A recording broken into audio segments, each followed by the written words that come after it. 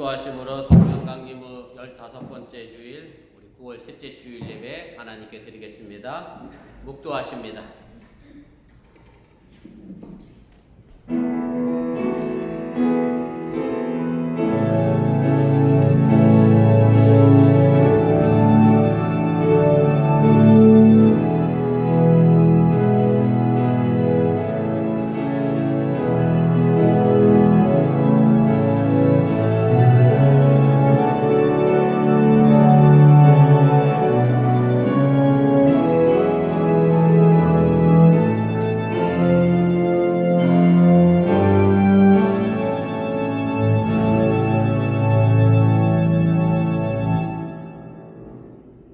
여호와여, 내가 주께 피하오니 나를 영원히 부끄럽게 하지 마시고 주의 공의로 나를 건지소서. 내게 귀를 기울여 속히 건지시고 내게 견고한 바위와 구원하는 산성이 되소서. 아멘. 전능하신 아버지 하나님, 거룩한 주일을 맞이하여 주님 앞에 나와 예배합니다. 이 예배가 나의 삶을 인도해 가시는 하나님의 능력을 찬양하는 귀한 예배 되게 하여 주시기 원하며, 내 삶의 견고한 바위와 구원 되시는 산성을 찬양하는 귀한 시간 되게 하여 주시옵소서. 이 은혜에 거하며 함께 예배하는 우리 사랑하는 어번교회 성도들 삶의 터전 속에도 주의 인도하심과 섭리하심이 온전히 함께하여 주시옵소서. 이제 예배를 시작하려고 합니다. 사탄 마귀가 틈타지 않게 하시고 오직 주님께서만 홀로 영광받아 주시옵소서. 예수님의 이름으로 기도드렸사옵나이다. 아멘.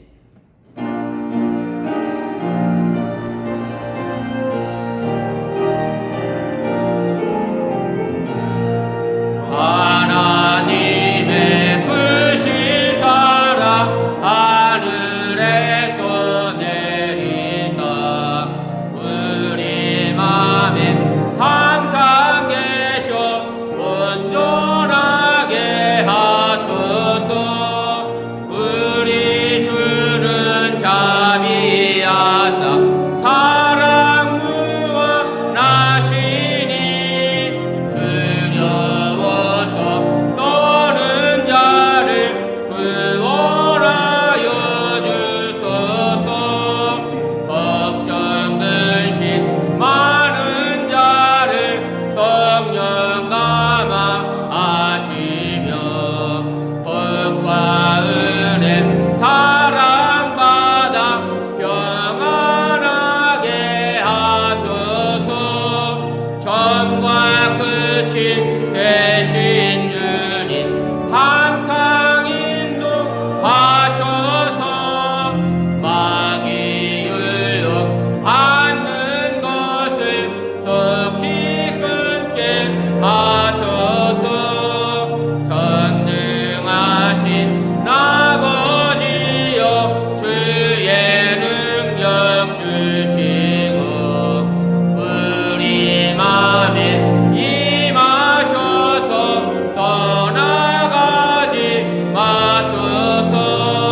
주께 영광 항상 돌려 전사처럼 섬기며 주의 사랑 영영토록 찬송하게 하소서.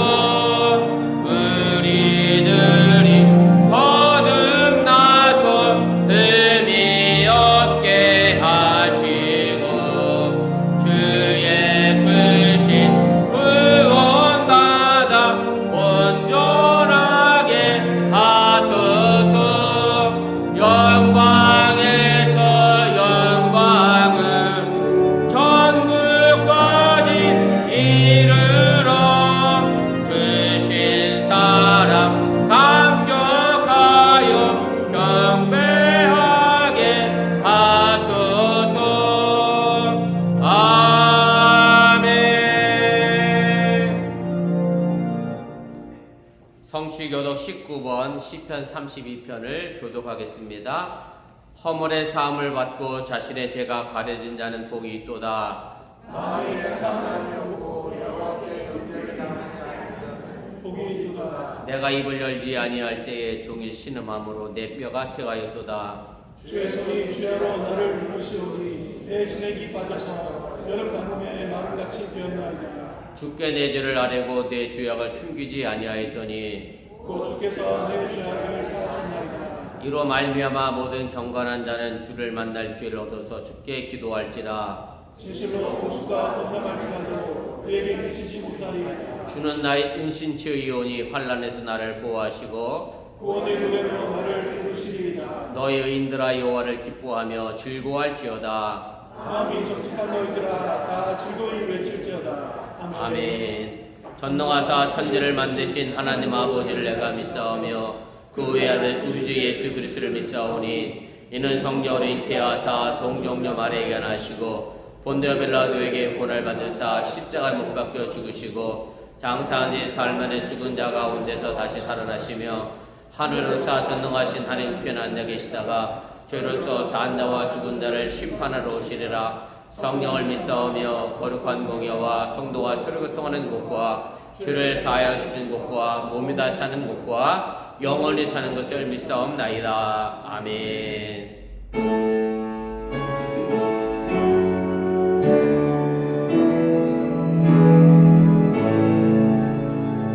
성부 성자와 성령 찬송과 영광 돌려 보내세.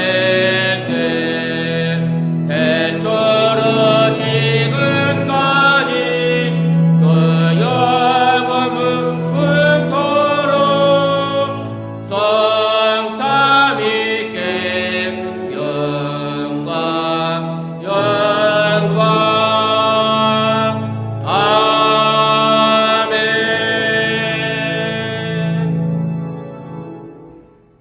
같이 자리에 앉아 주시기를 바랍니다.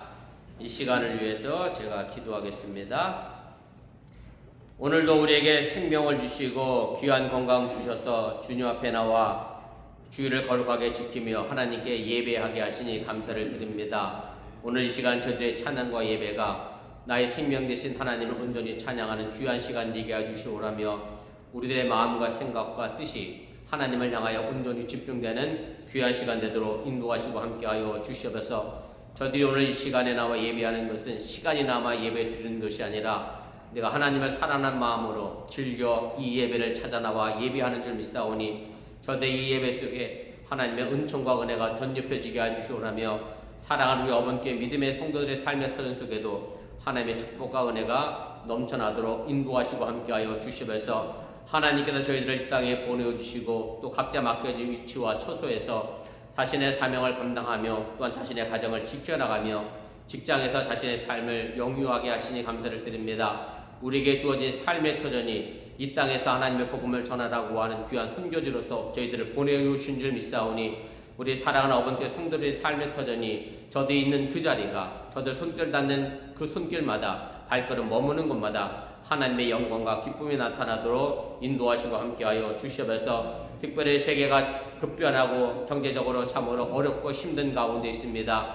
이 가운데 우리가 이 미국이라고 하는 땅에서 그리고 대한민국 조국의 관세 문제로 인하여 여러 가지 또 경제 여파가 또 자동차 업계에 있는 우리 어번교회 성도들에게 미치고 있사오니 주여 하나님께서 인도하여 주시고 섭리하여 주셔서 정말로 궁극적으로 모든 것들이 합력하여 손을 이뤄나갈 수 있는 귀한 역사를 만들어가게 도와주시고 원하며 이 땅에 하나님의 나라 속에 이성과 상식이 아버지 하나님의 기준이 되는 귀한 나라가 될 수 있도록 또한 인도하시고 함께하여 주시옵소서. 힘들거든 삶의 여건 속에서도 최선을 다하여 자신의 일들을 감당하고 있는 우리 어번교회 성도들을 기억하여 주시기 원하며 끝없이 부딪히는 세상의 풍파와 환란 가운데서도 저들의 믿음을 잃어버리지 않게 해주시기 원하며 그리스도인이라고 하는 그 정체성을 잃어버리지 않게 해주시기 원하며 자신의 위치에서 자신의 역할을 잘 감당하며 하나님께 잘하였다 충성된 칭찬 듣는 그런 믿음의 우리 종들이 될 수 있도록 인도하시고 함께하여 주시옵소서. 내 뜻대로 내 마음대로 살아가는 인생이 되지 않게 해주시기 원하며 하나님의 주인이시기에 하나님의 뜻을 바라며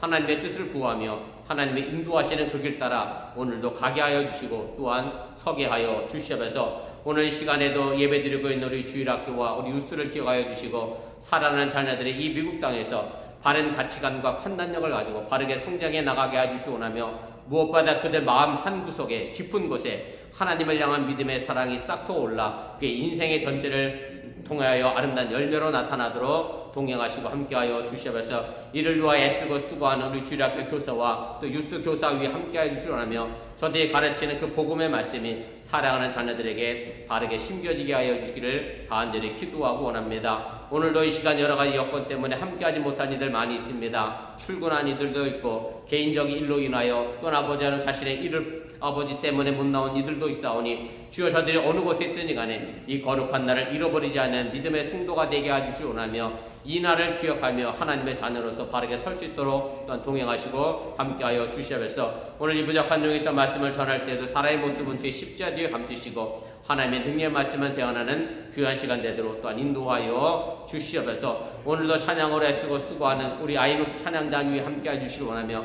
저들의 헌신과 수고가 헛되지 않게 해주시기 원하고 또한 여러 가지 모양으로 이 예배를 위하여 또 애찬을 위하여 수고한 모든 손길 속에 하나님께서 복의 복을 더하여 주시옵소서. 이 모든 말씀 예수님의 이름으로 축복하며 감사하며 기도드렸사옵나이다. 아멘. 하늘에 계신 아버지 이름 거룩하사 주님 나라 임하시고 뜻이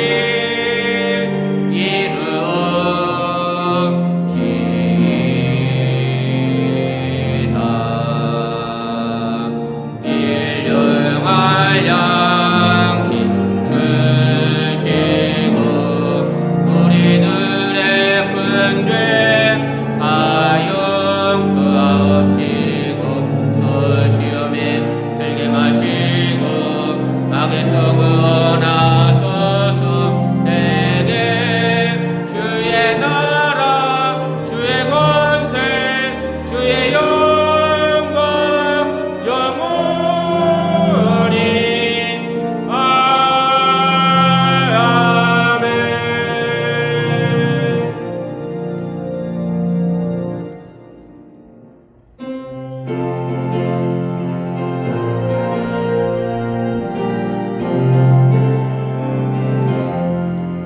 날 대속하신 예수께 내 생명 모두 드리니 늘 진실하게 하소서.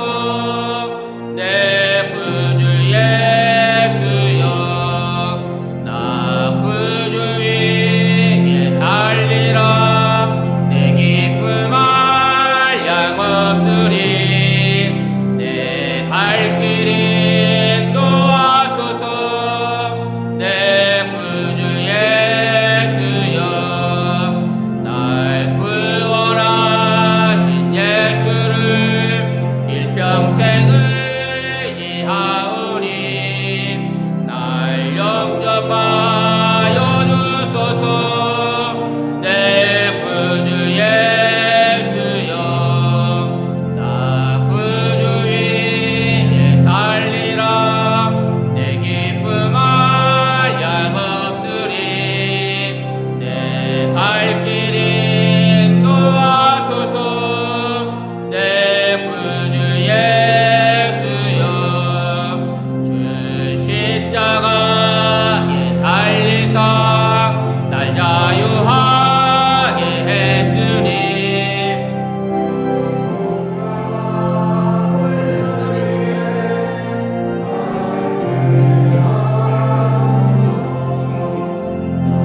구주 위에 살리라. 내 기쁨 한량없으리. 내 발길 인도하소서. 내 구주 예수여 아멘. 우리의 삶을 푸른 초장으로 쉴만한 물가로 인도하시는 좋으신 아버지 하나님, 오늘 거룩한 주일을 맞이하여 주님 앞에 나와 예배하며 살아가는 저희들이 하나님을 사랑하는 마음으로 즐겨 드리는 마음으로 이 예물을 드렸사오니 이 예물이 또한 온전히 하늘나라에 심겨지게 도와주시고 저দের 삶의 터전 속에 하나님께서 많은 것으로 좋은 것으로 갚아주시고 채워주시옵소서. 하나님께서 약속하신 것처럼 11절에 드린 손길마다 저들의 창고가 자도 넘쳐나게 도와주시길 원하며 감사의 예배를 드린 손길 속에 범사에 감사할 조건이 채워지게 해주시기 원하며 손길 닿는 곳에 발걸음 머무는 곳에 주일 어머니들의 손길마다 아름다운 향기를 드러내도록 인도하시고 함께하여 주시옵소서. 이 땅에 살아가는 동안에 육신의 질병의 문제로 고통당하지 않게 도와주시기 원하고 물질의 어려움으로 인하여 환난에 처하지 않게 도와주시기 원하며 하나님의 인도하심과 선하심 속에 늘 푸른 초장과 실만한 물가가 펼쳐져 가게 하여 주시고 살아나는 자녀들의 학업 위에도 하나님의 은총과 은혜가 축복이 덧입혀지게 하여 주시옵소서. 이 모든 말씀 예수님의 이름으로 축복하며 기도드렸사옵나이다. 아멘. 감사합니다. 자리에 앉아주시기를 바랍니다. 교회 서재 선합니다. 앞에 화면 보시고 주보 보시고 차고 없으실 바랍니다. 우리 주일 성수 신앙의 기본인 거 기억하시고 주일 거룩하게 지키시길 바라고요. 오늘 많은 분들이 함께하지 못했는데 아마 출근하신 분들도 계시고 또 개인적인 사정으로 함께하지 못한 분들 계신데 안 보시는 분들을 위해서 기도해 주시길 바랍니다. 허 권사님은 개인적인 일이 있어서 오늘 못 나오신다고 제게 연락을 주셨고요. 유전 지사님은 아마 아이들 수영 미팅 때문에 아마 오늘 못 나오신 것 같고 아무튼 두루두루 안 보이신 분들 위하여 관심 가지시고 기도해 주시길 바랍니다.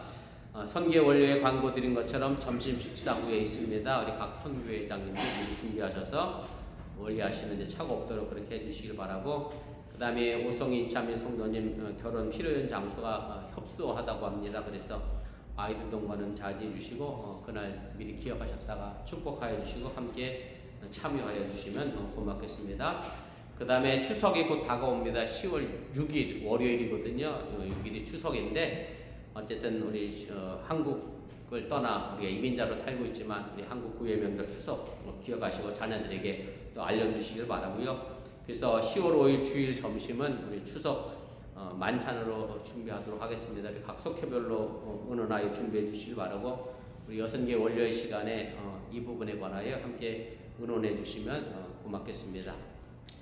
그 다음에 지난주에 여기 오셨던 우리 성도님, 우리 고유리 성도님하고 그 다음에 삼형제가 남유리, 남소리인데 이름이 다 이쁘고 좋으네요. 따뜻하게 박수 환영해 주시면 고맙겠고요. 6학년, 4학년, 1학년이라고 합니다. 아무튼 우리 어번 땅 정착하는데 위해서 기도해 주시면 고맙겠습니다. 혹시 뭐 제가 알아야 될 다른 광고 있나요? 다른 광고 없으시면 우리 하나님 말씀 함께 보겠습니다.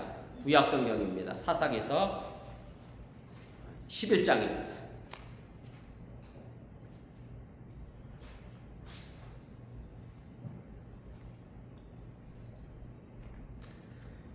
하나님 말씀 사사기 11장 30절 말씀에서부터 39절까지 말씀입니다. 우리 한 절씩 읽으시고 39절을 함께 읽도록 하겠습니다. 30절 죄송합니다. 30절. 그가 여호와께 서원하여 이르되 주께서 과연 암몬 자손을 내 손에 넘겨주시면 내가 암몬 자손에게서 볼 때 누구든지 내 지문에서 나와서 나를 영접하는 그는 여호와께 드릴 것이니 내가 그를 번제물로 드리겠나이다. 이에 입다가 암몬 자손에게 이르러 그들과 싸우더니 여호와께서 그들을 그의 손에 넘겨주시매 아로엘에서부터 민니사 이르기까지 23억을 치고 또 아벨 그라임까지 매우 크게 뭉치르니 이에 암몬 자손이 이스라엘 자손 앞에 항복하였더라. 이따가 미스바에 있는 자기 집에 이를 때에 보라 그의 딸이 소고를 잡고 춤추며 나와서 영접하니 이는 그의 무남 동료라.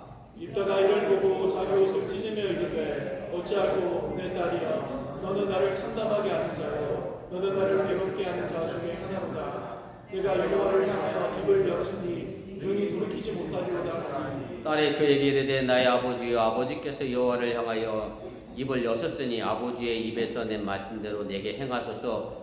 이는 여호와께서 아버지를 위하여 아버지의 대적 암몬 자손에게 원수를 갚으셨음이니이다 하니라. 또 그의 아버지에게 이르되 이 일만 내게 허락하사 나를 2달만 버려두소서. 내가 내 여자친구들과 산에 가서 나의 처녀로 죽음을 인하여 애곡하겠나이다 하니 그가 이르되 가라 하고 2달을 기한하고 그를 보내니 그가 그 여자친구들과 가서 산 위에서 처녀로 죽음을 인하여 애곡하고 2달 만에 그의 아버지에게로 돌아온지라. 그는 자기가 서원한 대로 딸에게 행하니 딸이 남자를 알지 못하였더라. 이것이 이스라엘의 관습이 되어 이스라엘의 죄송합니다. 40절까지 읽어야 되는데 39절만 나와 있나요? 네, 40절 제가 읽어드릴게요. 이스라엘 딸들이 해마다 가서 길르앗 사람 입다의 딸을 위하여 나얼시에 계곡하더라. 아멘. 아이노스 찬양단 특별 찬양 있겠습니다.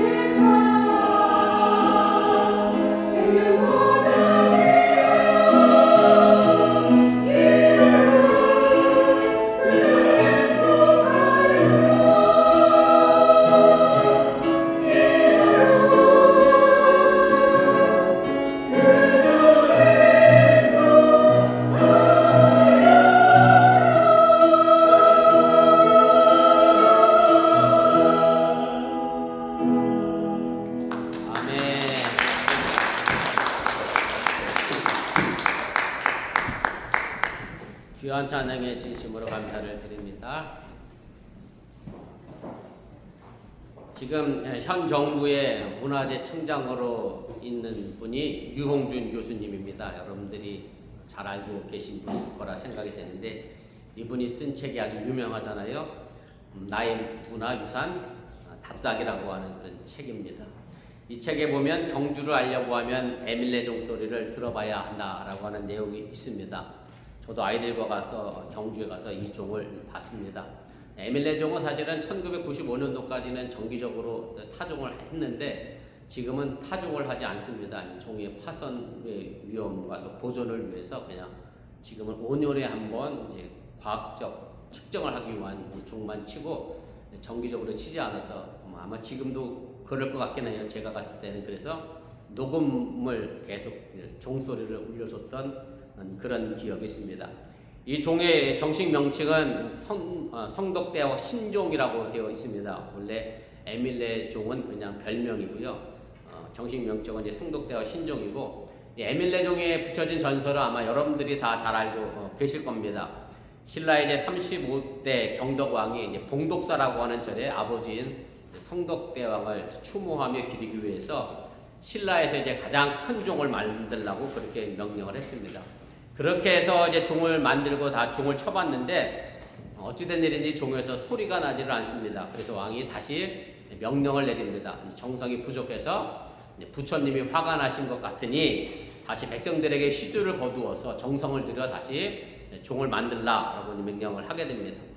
그리고 시주할 것이 없는 한 가난한 집에서 3살도 안 된 어린 딸을 시주를 했고 그 아이를 넣고 종을 만들었더니 종소리가 났는데 그 종소리에서 엄마를 부르는 듯한 에밀레 소리가 나서 에밀레 종이라고 하는 그런 전설의 종이 되었고 그렇게 붙여진 종 이름이 에밀레 종입니다.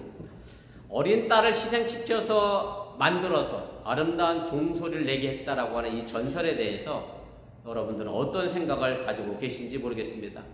사실 이 전설은 지금까지 한 어머니와 어린아이의 희생에 대해서 정말로 아름답다, 고귀하다 이런 식의 해석을 해왔고 우리는 그것을 너무나도 쉽게 받아들였습니다. 이런 식의 이야기는 우리나라 고전소설인 심청전에도 동일하게 나타납니다. 심청이는 눈먼 아버지를 위해서 자신의 몸을 팔아서 공학 및 상배석을 얻게 되고 그 자신은 인당수라고 하는 바다에 몸을 던져서 풍랑을 잔잔하게 만듭니다. 물론 이 이야기는 아버지의 눈을 뜨게 하는 심청이의 효심과 더불어서 그리고 그 심청이가 다시 연꽃을 통해서 살아났다라고 하는 그런 불심으로 우리를 감동시키는 것이 이제 사실입니다. 그런데 이런 아름다운 희생의 이야기 뒤에 숨겨진 또 다른 모습을 우리가 볼 필요가 있습니다. 우리 기독교와 관계 없는 불교의 이야기들인데 과연 3살도 안 된 딸아이를 바쳐야 절의 종이 제대로 된 소리를 낼 수 있다는 것이 부처님의 뜻일까 우리가 생각해 볼 필요가 있다라고 하는 얘기고, 또한 처녀의 몸을 바쳐야만 바다가 잠잠해지고 눈먼 아버지가 눈을 뜰 수 있다고 하는 것이 과연 자비로우신 부처님의 뜻일까를 생각해 볼 필요가 있다는 얘기입니다. 그런데 사실 이런 이야기는 불교만의 이야기는 아닙니다. 우리가 소중하게 읽고 있는 성경에도 이런 식의 내용이 나옵니다. 잘 아시는 대로 창세기 22장에 보면 아브라함을 하나님께서 시험하시면서 100세에 난 아들 이삭을 바치라고 합니다. 말 그대로 하나님께서 아브라함의 믿음을 시험하신 것인데 아브라함은 그 하나님의 시험에 합격을 합니다. 이 부분에서 많은 기독교인들이 의문을 갖는 것은 정말 하나님은 하나밖에 없는 아들을 바쳐야 그 믿음을 알아주는 잔인한 하나님일까를 생각할 수도 있습니다. 그런데 창세기 22장에 보면 아브라함은 그 명령에 순종을 합니다. 그리고 그 이야기는 많은 기독교인들에게 아브라함의 믿음이 완전하다는 것을 하나님께서 인정받은 이야기로 알고 있고 또한 그렇게 믿고 있습니다. 자기가 가장 소중하게 여기는 자식마저도 아무런 꺼리낌 없이 하나님께 드릴 수 있는 완전한 믿음, 철저한 순종의 표본으로서 아브라함에 관한 이야기로 우리는 기억합니다. 더불어서 자신의 목숨을 내놓아야 하는 극한의 상황에서도 아버지에게 반항하지 않고 순종한 이삭의 믿음을 전하는 이야기로 또한 이 말씀을 우리는 기억을 하고 있습니다. 그런데 이런 기존의 믿음과 관련된 생각을 벗어버리고 냉정하게 이성적으로 판단해서 생각해보면 이 이야기는 어찌 보면 정말 끔찍한 이야기가 될 수도 있다는 사실입니다. 100살에 정말 어렵게 난 아들, 그래서 너무나도 소중하게 키운 하나밖에 없는 아들, 그 아들을 바치라고 하나님을 과연 아브라함이 이해할 수 있었겠느냐라고 하는 겁니다. 우리가 결론을 이미 다 알고 있으니 뭐 그렇게 쉽게 생각할 수 있겠습니다만은 결론을 모르는 상황에서 이 이야기를 접하게 된다면 참으로 이해할 수 없는 하나님을 만날 수밖에 없다는 얘기입니다. 그리고 성경에 있는 이 아브라함의 이야기로 우리가 이해할 수는 있어도 이 이야기를 여러분들과 여러분들에게 자녀에게 적용해서 생각해 본다라고 하면 과연 이런 하나님을 내가 이해할 수 있겠느냐, 우리가 생각해 보면 참 이해하기 어려운 부분이 분명하게 있다는 얘기입니다. 성경에는 아브라함과 그 아들 이삭의 마음을 전혀 묘사하고 있지는 않습니다. 그러나 창세기 22장에 펼쳐지고 있는 이 이야기의 모습을 보면 아브라함과 그 아들 이삭이 어떤 마음을 가졌을지 우리가 충분히 예측해 볼 수가 있습니다. 사랑하는 아들을 바쳐야 하는 아버지의 심정이 얼마나 쓰리고 아팠을까, 또 영문도 모른 채 자신의 목숨을 내놓아야 하는 아들은 또 얼마나 무섭고 두려웠을까, 아마 말로 다 할 수 없는 그런 참담한 심정이었을 것이다, 그렇게 추측해 볼 수가 있습니다. 그런데 다행스럽게도 이 이야기는 우리의 두려운 의문을 해소해 줍니다. 아브라함이 아들 이삭을 죽이려고 할 때 창세기 22장 12절에 보면 하나님의 사자가 나타나 이렇게 말합니다. 그 아이에게 내 손을 대지 말라. 그에게 아무 일도 하지 말라. 바로 이것이 하나님의 마음입니다. 누군가를 희생시켜야 하는 그 무모한 일을 하나님께서는 지금 중단시키고 계시다고 하는 사실을 여러분들이 믿으시기를 바랍니다. 이것은 매우 중대한 종교사적 사건이고 또 문명사적 사건이라고 그렇게 학자들은 이야기를 하게 됩니다. 무슨 말씀인가 하면 성경의 종교가 다른 고대 종교들과 구별되는 분기점을 보여주는 중대한 사건이라고 하는 말씀이고, 인신제사, 다시 말씀드리면 사람을 제물로 삼는 희생제사가 우리 기독교에서, 여호와 종교에서는 중단되었는데 그때 당시 고대 종교에서는 여전히 사람을 제물로 바치는 제사가 있었기 때문에 그 차이가 확연하게 나타나는 사건이 바로 아브라함의 사건이라고 학자들은 이야기를 하게 됩니다. 우리가 믿는 하나님은 사람의 희생 제물을 거부하시는 하나님입니다. 우리가 이 이야기를 대할 때 놓치지 말아야 될 진실이 바로 여기에 있음을 여러분들이 깨달으시길 바랍니다. 그럼에도 불구하고 이 이야기가 순전히 아브라함의 믿음을 보여주는 이야기로만 기억되는 까닭은 누군가의 희생을 당연시하는 의식과 생활 양식이 우리 사람들을 지배하고 있기 때문에 그렇습니다. 그리고 이 희생을 하나님의 뜻이라고 미화시키기도 합니다. 그리고 그 희생은 때로 사랑이니 자비라고 하는 말로 치장되기도 합니다. 우리 인간 사회에 고쳐지지 않는 고집병 가운데 하나가 바로 사람들 사이에서 발생하는 갈등을 무마시키고 해결하기 위하여 그 책임을 누군가에게 덮어씌워서 희생양으로 삼아 그 갈등을 무마시키는 방법입니다. 그 누군가에게 모든 책임을 뒤집어 씌워 처벌하거나 추방을 하는 방식인데, 우리식으로 얘기하면 꼬리 자르기라는 말로 표현되기도 합니다. 이런 표현이 나오는 것으로 봐서 결국 대부분 힘없는 사람들에게 그 희생을 강요하기 때문에 꼬리 자르기라는 말이 생겨난 것이 아닌가, 그런 추측도 해보게 됩니다. 안타깝게도 지금 미국에서도 이런 현상이 계속해서 발생하고 있고, 오히려 중국이 세계 평화를 말하는 상황이 된 것이 참으로 모순적이라고 말할 수밖에 없습니다. 누군가의 희생에 대한 이야기는 가정에서도 정당화될 때가 있습니다. 자식을 위한 부모의 희생이 자식사랑이라는 말로 당연시 여기게 되고요. 그리고 반대로 심청일처럼 부모를 위한 자식의 희생이 효라는 말로 당연하게 정당화되기도 한다라고 하는 얘기입니다. 세상에는 결단코 당연한 것은 없습니다. 모두가 귀한 희생입니다. 그것을 알지 못하고 너무나도 당연히 여기며 그 사람들의 희생을 기억하지 않고 오히려 당당하게 행동하는 그런 무례한 상황을 우리는 종종 목도하게 됩니다. 이것은 가정보다는 국가적으로 사회적으로는 더 큰 문제를 만들어냅니다. 애국이라고 하는 말로 혹은 세계 평화라는 말로 수 없는 전쟁을 만들고 그리고 수 없는 희생자를 만들어냈습니다. 그리고 앞으로도 이런 전쟁과 이런 희생은 계속해서 생겨나게 될 겁니다. 제가 언젠가 설교했던 본문인데 마가복음 6장에 보면 헤롯은 자기 동생 빌립의 아내 헤로디아와 결혼을 합니다. 다시 말하면 제수 씨와 결혼을 하게 됩니다. 그래서 세례 요한이 이것이 부정한 일이고 잘못된 일이라고 헤롯을 고발합니다. 그러자 헤롯 왕은 세례 요한을 잡아다가 옥에 가두게 됩니다. 그런데 정작 이 세례 요한을 미워한 사람은 헤롯보다는 헤롯과 결혼한 헤로디아였습니다. 헤로디아는 세례 요한을 죽이려고 여러 번 시도했습니다만 헤롯이 원하지 않았습니다. 헤롯은 자기의 반대자이긴 하지만 세례 요한을 어떻게 생각했느냐 하면 의롭고 거룩한 사람이라고 생각했기 때문에 세례 요한을 함부로 죽이지 못했다라고 하는 얘기입니다. 사실 세례 요한의 말을 두려워하면서도 세례 요한의 말을 맞다고 여겼다라고 하는 얘기인데 그렇게 생각해 보면 헤롯은 그래도 괜찮은 사람입니다. 왜냐하면 최소한 자신은 그렇게 살지 못해도 무엇이 잘못된 것인지 무엇이 옳은지는 알고 있었기 때문에 그렇습니다. 그러나 어느 날 헤로디아는 세례 요한을 죽일 기회를 얻게 됩니다. 헤롯의 생일 파티가 있었습니다.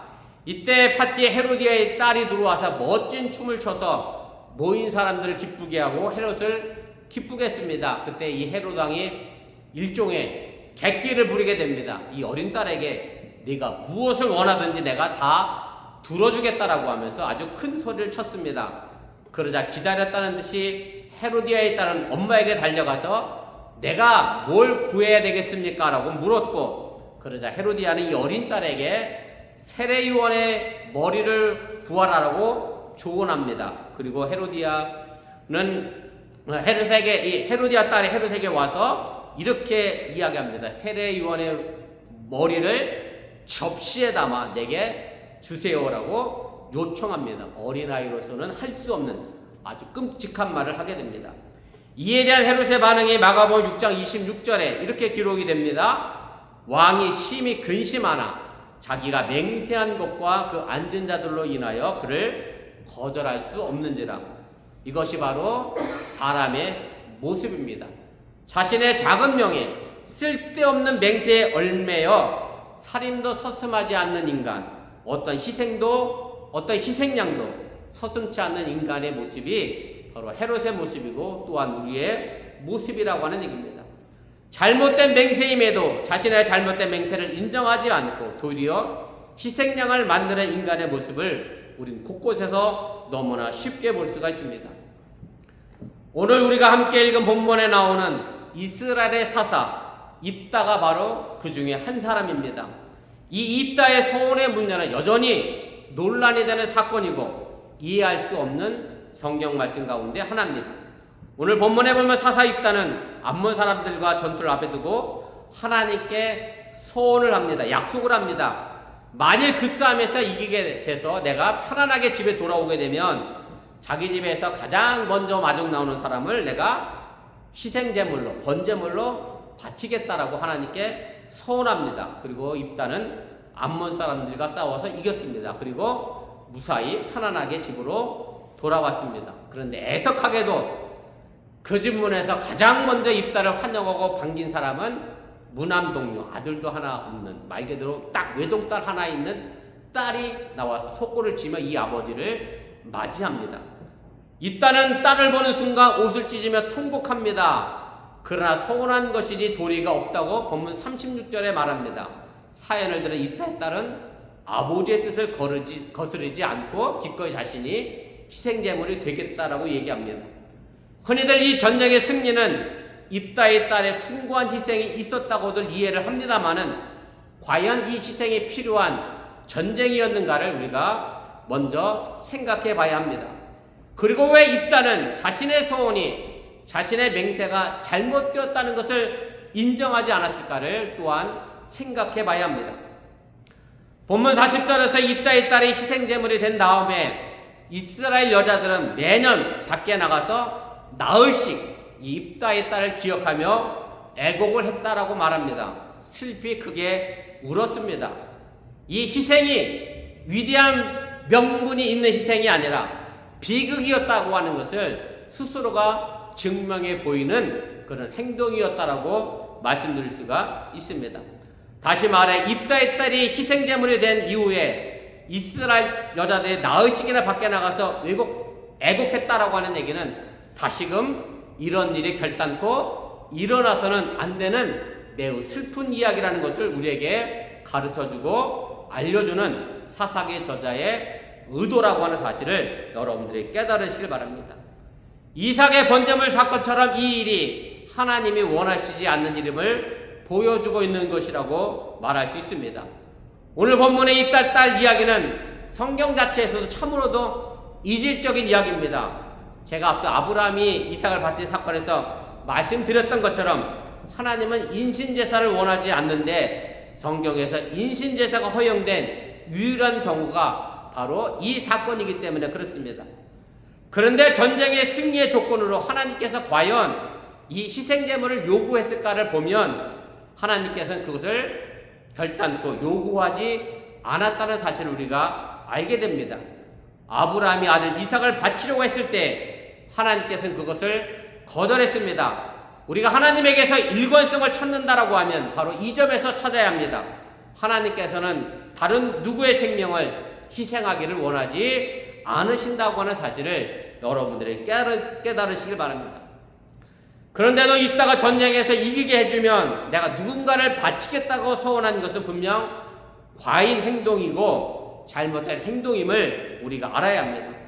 이것은 입다가 믿음이 좋아서 하나님께 서원한 것이 아니라 오히려 믿음이 부족해서 말한 이야기임을 여러분들이 깨달으시길 바랍니다. 왜냐하면 오늘 우리가 읽지는 않았습니다만 오늘 본문 바로 앞에 있는 29절에 보면 이런 말씀이 있습니다. 이에 여호와 영이 입다에게 임하시니, 입다에게 이미 하나님의 영이 임해서 입다가 전쟁을 나갈 사람들을 동원하고 모집할 때 많은 사람들이 입다와 더불어 함께 했다라고 29절은 설명합니다. 이미 입다에게는 하나님의 영이 계셨습니다. 그런데 입다는 눈에 보이는 표정이 없으니 하나님이 자신과 함께하고 있다는 사실을 깨닫지 못하게 됩니다. 그래서 암몬과의 전쟁을 앞에 두고 하나님께로부터 분명하게 이 전쟁에서 이긴다는 소리를 듣지 못해서 자신이 조건적으로 승리할 수 있는 공식을 말하게 됩니다. 그것이 오늘 본문 30절, 31절입니다. 우리 다시 한번 좀 깊이 생각해보며 읽어보겠습니다. 주께서 과연 암몬 자손을 내 손에 넘겨주시면 내가 암몬 자손에게서 평안히 돌아올 때에 누구든지 내 집 문에서 나와서 나를 영접하는 그는 여호와께 돌릴 것이니 내가 그를 번제물로 드리겠나이다. 한글 성경에는 만약이라고 하는 말이 없습니다만은 영어 성경에는 명확하게 if라고 하는 단어를 사용하여 조건이 붙어 있음을 우리가 알게 됩니다. 이런 조건이 붙으면 기도하는 사람 입장에서 내가 무엇을 행해야 한다는 전제가 주어지게 됩니다. 그래서 입다는 하나님을 온전히 믿지 못해서 자신이 서원이나 맹세를 해야만 하나님이 들어주실 것이라고 하는 착각을 했다는 말씀입니다. 이런 입다의 신앙은 사실 우리의 신앙과도 별반 다르지 않습니다. 내가 당면한 문제와 상황이 절박하게 되면 너무나도 급한 마음에 하나님께 이런 식으로 기도할 때가 너무 많습니다.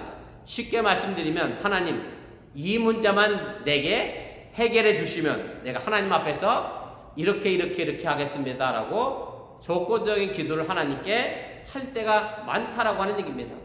그나마 내가 하겠다고 하면 괜찮은데 자기와 상관없는 다른 사람을 희생시키는 경우도 종종 있고 다른 사람의 의지와 상관없이 자기 마음대로 서원하는 경우가 너무 많다는 것도 여러분들이 기억을 하시기 바랍니다. 이것은 결국 자신의 성공을 위하여 누군가를 희생시키는 사람들의 전형적인 태도의 모습입니다. 입다의 출신은 사실 그렇게 좋은 가문의 출신이 아니었습니다. 사사기 11장 1절 말씀 보면 입다는 요즘 말로 하면 불량배 출신입니다. 불량 거류민들이라고 표현되어져 있는데 불량배 출신이에요. 그런 입다가 이스라엘의 사사가 되어 이스라엘의 지도자가 됐습니다. 그래서 입다는 자신이 불량배로 살던 시절의 모습으로 돌아가기 싫어서 이스라엘 지도자로서 계속 남고 싶어서 자신이 서운하게 됐고, 그 서운한 것을 실제로 지킴으로 해서 자신은 여전히 이스라엘의 사사로 남기를 원했고, 그래서 자신의 딸을 희생시키는 결과를 만들었다라고 하는 얘기입니다. 자신이 그 서원을 지키지 않고 내 딸이라 나는 죽일 수 없다라고 했다고 하면 아마 입다는 이스라엘 사사에서 아마 물러나게 됐을지도 모릅니다. 그 알량한 명예를 지키기 위하여 입다는 자신의 딸을 희생시키는 불가피한 선택을 하게 됐다라고 하는 얘기입니다. 오늘 본문의 입다의 소원은 결코 잘한 것이 아닙니다. 자신의 전쟁의 승리를 위하여 그 누군가를 희생시키겠다고 소원한 것은 더더욱 잘못된 선택입니다. 오늘 본문의 사사기 저자는 입다의 소원이 잘못된 것을 우리에게 분명하게 알려주고 있습니다. 그것은 바로 제가 앞서 말씀드렸던 것처럼 이스라엘 여자들이 입다의 딸을 생각하면서 나흘 동안 집을 떠나 밖에 나가서 같이 울어줌으로 해서 이 희생제사가 잘못된 비극이라는 것을 온몸으로 온 마음을 모아 우리에게 알려주고 있습니다. 우리도 이런 실수를 너무 많이 합니다. 내가 어떤 적당한 희생을 하고 하나님이 우리에게 이렇게 해주면 좋겠다라고 기도를 합니다. 제가 우리 딸 얘기를 한번 드린 적이 있었는데, 저희 딸이 11조도 열심히 합니다. 한때는 새벽기도도 열심히 나갔고 1시간 넘는 거리를 다니면서 교회 학교 교사로 열심히 봉사했습니다. 한 2년을 그렇게 했습니다. 그리고 자신이 하나님께 기도한 것이 있었는데 그 기도한 대로 그것이 제대로 되지 않았습니다. 그래서 우리 딸은 제게 이런 말을 했습니다. 내가 그렇게 2년 동안 애쓰고 수고했는데 하나님이 내게 원하는 걸 주시지 않았다. 그러니 내게 11조를 돌려달라. 입번해달라. 내가 한 수고가 이게 도대체 이게 뭐냐? 뭐 그렇게 얘기를 했습니다. 자신이 적당히 이렇게 희생했으니 하나님은 내게 이런 보답을 주셔야 하는데 왜 그런 보답을 주지 않았느냐라고 이야기해서 제가 그런 것은 신앙이 아니다. 네가 해야 할 일은 그냥 할 뿐이다. 들어주시는 분은 하나님이시지 내가 하나님 것까지도 마음대로 좌지우지할 수 없다라고 이야기했던 적이 있습니다. 우리는 어떤 적당한 희생을 하고 하나님이 우리의 욕심을 채워주시기를 바라는 그런 마음을 가지고 있습니다. 이것은 결단코 신앙이라고 말할 수 없습니다. 하나님과 거래하겠다는 얘기고요. 하나님과 속된 말로 비즈니스 하겠다고 하는 그런 말과 별반 다르지 않다라고 하는 얘기입니다. 신앙은 내가 해야 할 일이기에 마땅히 하는 것이지 거기에 조건이 있을 수 없다라고 하는 얘기입니다. 그래도 하나님과 하는 것은 좀 나을 수도 있습니다. 저희 교회는 없는데 가끔은 목사에게도 이렇게 하는 분들이 계십니다. 내가 교회 안 나가고 내가 헌금을 안 하면 목사가 겁을 내겠지 하면서 실제로 그렇게 목사를 내쫓는 교회도 실제로 많이 있고, 그렇게 내쫓긴 목사를 보면서 내가 교회에서 목사와 싸워서 이겼다라고 생각하는 우리 교회는 없어 참으로 다행입니다만은 그런 교인들이 있음도 우리가 생각해 볼 필요가 있습니다. 저는 설령 있다가 하나님 앞에서 소원을 했기 때문에 돌이킬 수 없다라고 말을 했는데, 그래도 저는 자신의 잘못을 인정하고 하나님 앞에 자신의 잘못에 대해 솔직히 고백하는 것이 더 신앙적인 모습은 아닐까 그렇게 생각을 해보게 됩니다.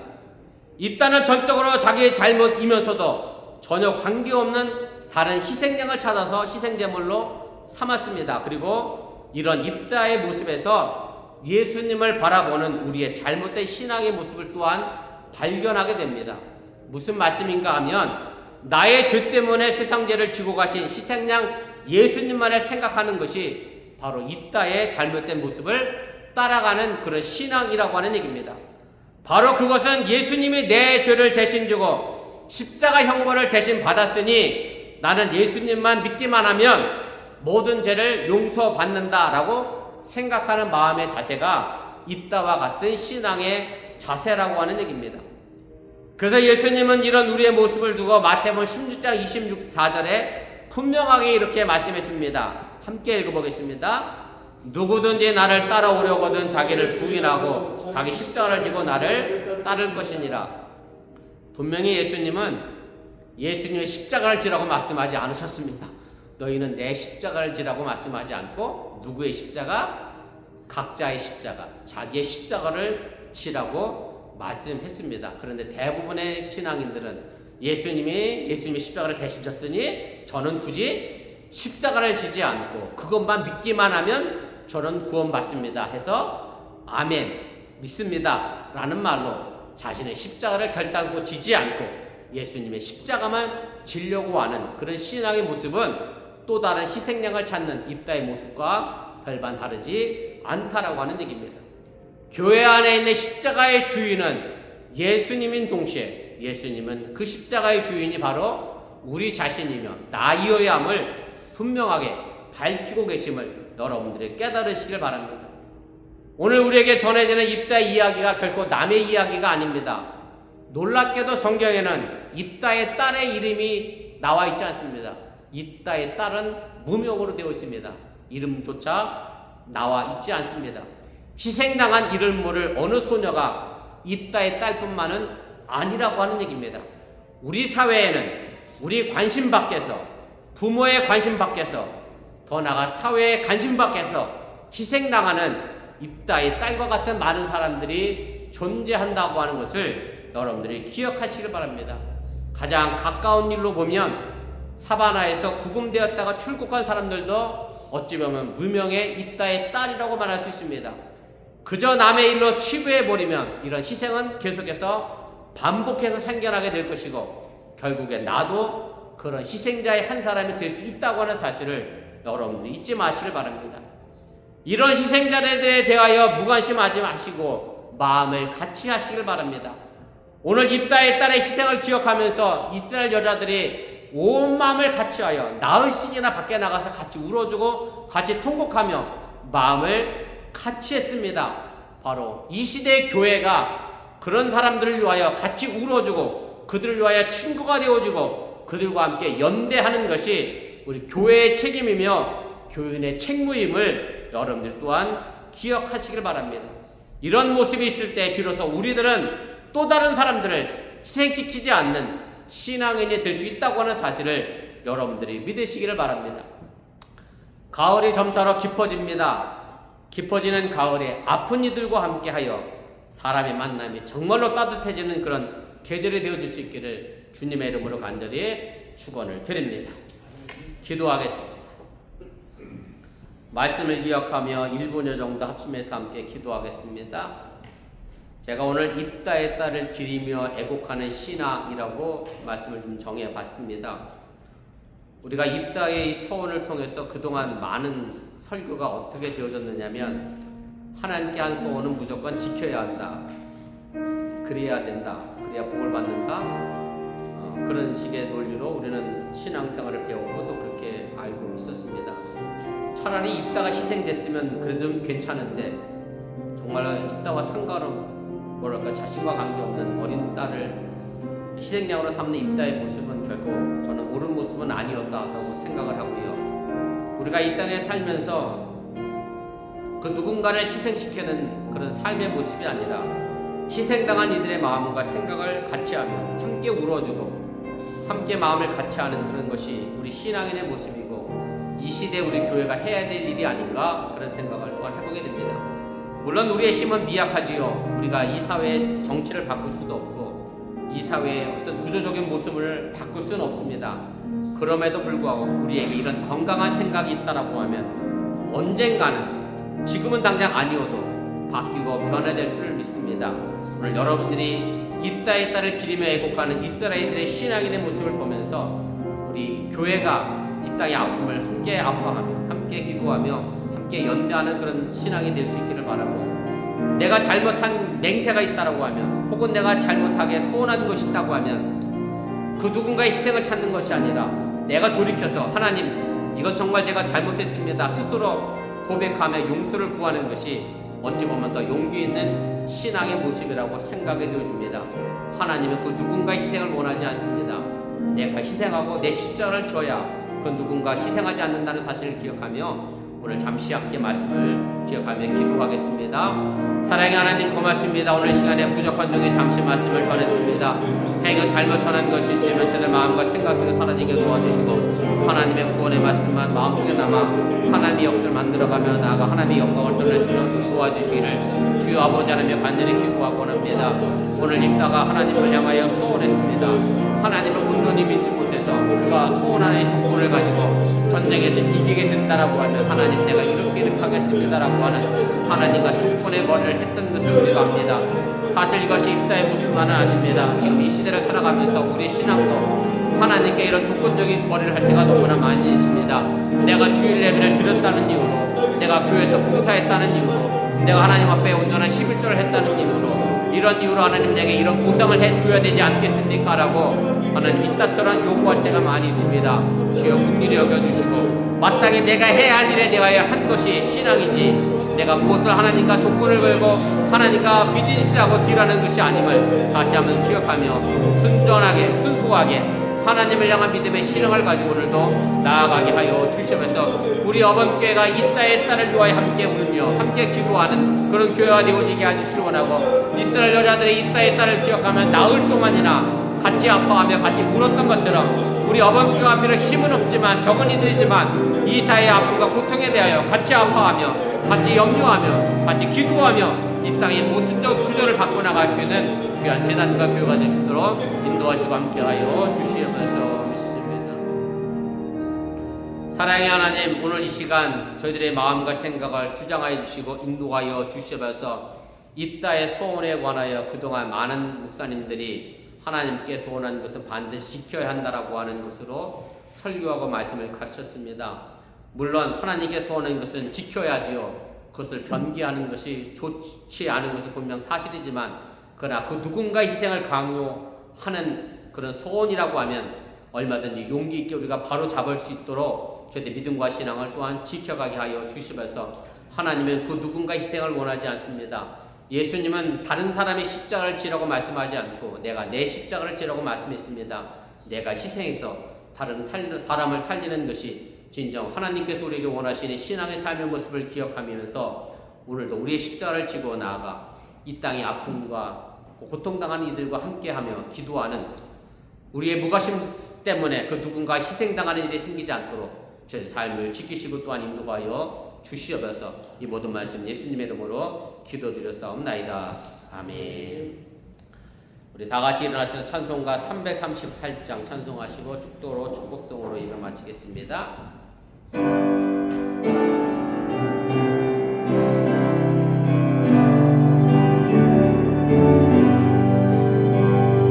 내 주를 가까이 하게 함은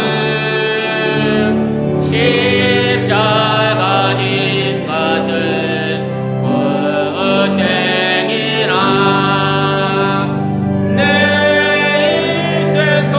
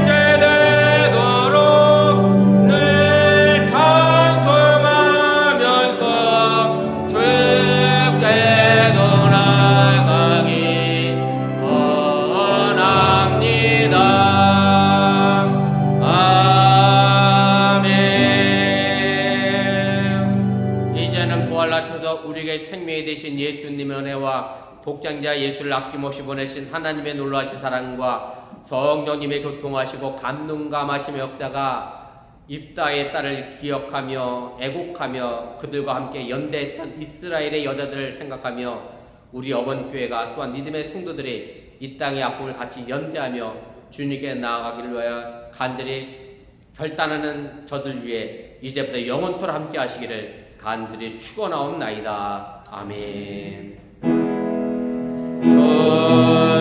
주신 하나님 주신 하나님 참 좋으신 나의 하나님 우리의 예배를 받으신 하나님 참 좋으신 나의 하나님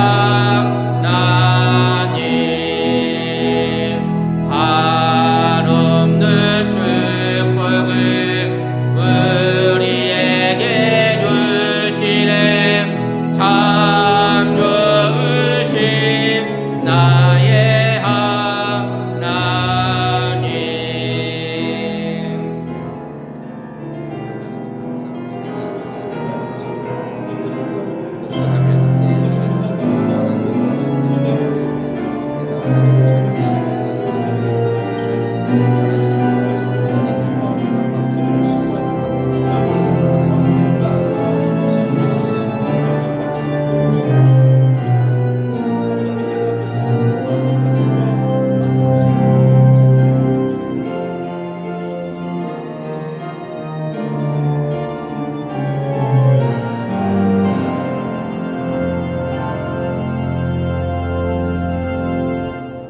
감사합니다. 예배를 마쳤습니다. 믿음으로 한 주간도 승리하시길 바랍니다.